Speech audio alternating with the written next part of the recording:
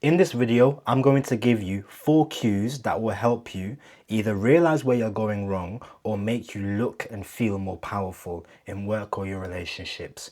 My name is Tion. I help professionals and entrepreneurs take back control of their lives using effective and charismatic communication. If you would like to work with me one-to-one, click the link in the description. Cue number 1 is called the steeple. You will see a lot of presidents, politicians, political leaders do this. The steeple. It's simply opening your hands like this, then telling them to face each other, then bringing the fingertips of each finger together, and then slightly turning it up. This is the steeple. The reason why this is such a powerful pose, why a lot of leaders do this, is because of a principle. The more space you take up, the more powerful you are perceived to be. Even with your fingers.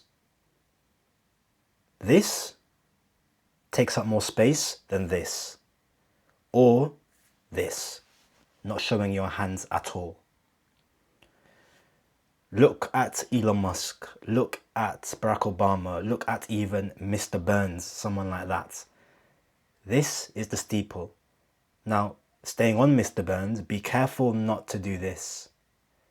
Because this has very evil, negative connotations. Mr. Burns did do this a lot. But a steeple, the most charismatic, powerful, likable leaders do this. It makes them feel more in control. So if you are somebody who struggles with public speaking or interviews or presentations, make a note to yourself to steeple when you're listening, to steeple when you're talking. You will feel more powerful and more in control. Cue number 1, the steeple.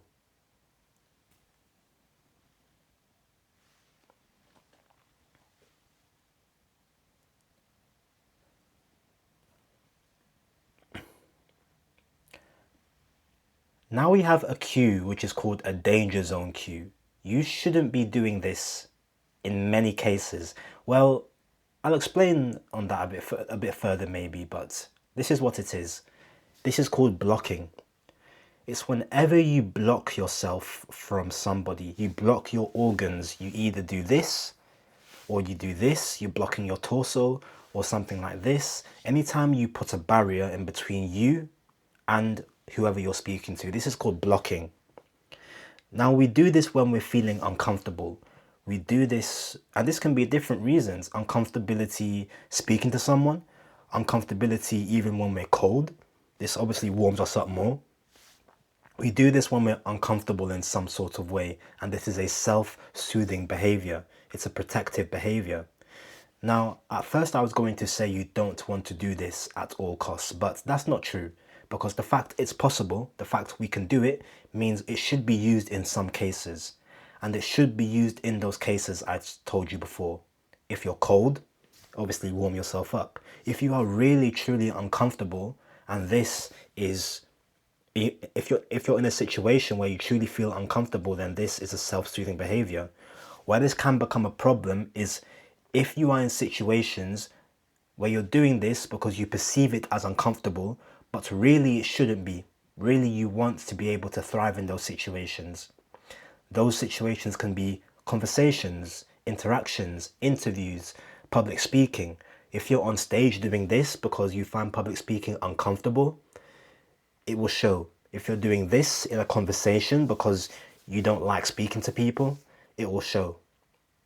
The main thing is to try and eliminate you feeling a certain type of way in situations you want to thrive in.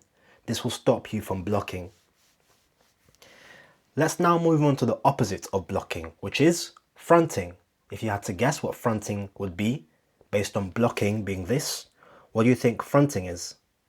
Yes, it's the opposite. It's open sesame. It's you have access to look at my torso. I'm not hiding anything. It's my hands are here, my torso is free and open, and I'm fronting towards you. We front to people when we are comfortable with them, when we like what they are saying, when they smell nice, when they have great conversation, when they make us laugh. It's very incongruent for somebody to be having a good time, to be smiling, to be laughing, and then doing this. Yeah, I'm having a good time. And then like leaning away like, I'm having a good time. Yeah, yeah. No, it's more so like this. Oh, I'm having a great time. Lovely to speak to you. It's leaning in more as opposed to leaning back. And fronting is that it's opening your torso, no barriers in between you and the person, and maybe even slightly leaning towards the other person to hear what they have to say better, to smell them better, to see them better.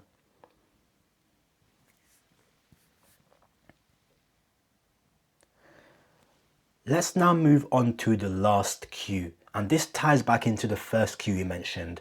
It's a power cue. And it's not more so an action, it's more so a being, a state of being. And let me see if you can guess it before I say. I'm going to do it now.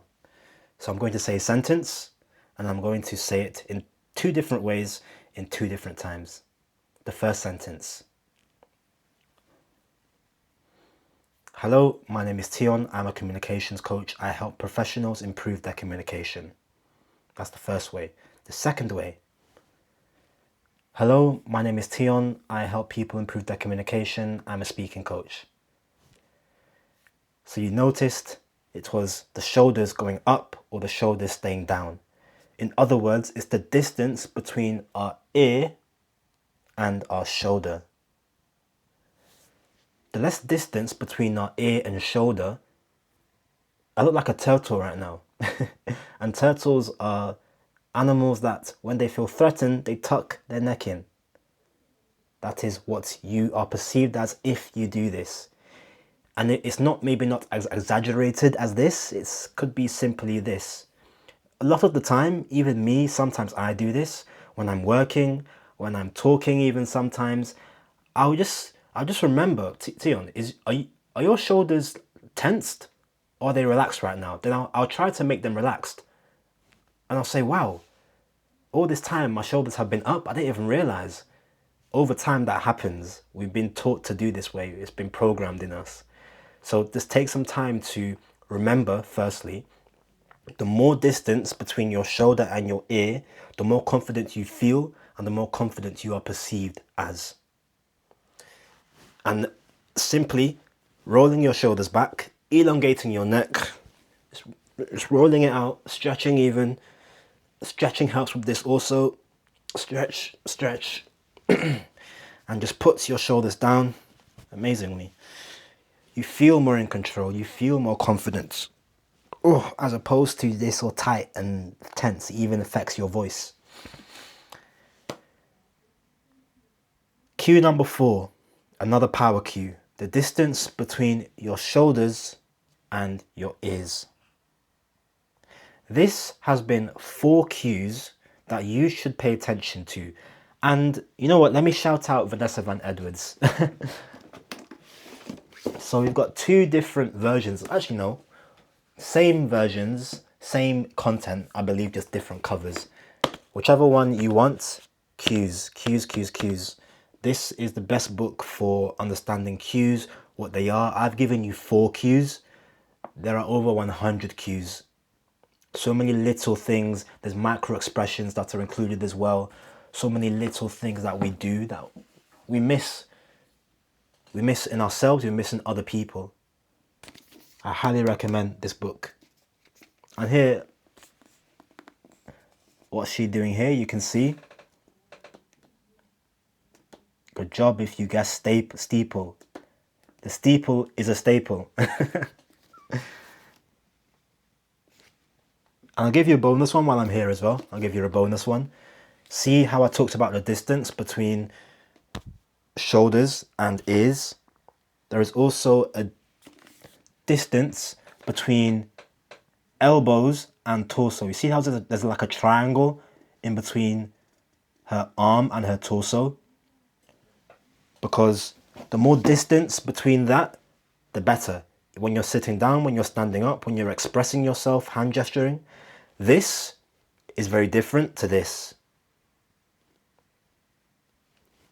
Sitting down like this, distance is very different to sitting down like this, no distance. I love talking about this stuff. I'm definitely going to make more videos on cues, Maybe 4 video will be a good idea. So we had 1, 2, 3, 4 in this video. I'm going to decide what cues to make a video on next. And again, if you would like me to help you with your communication, with understanding people, click the link in the description and me or my team will reach out to you. Thank you for watching.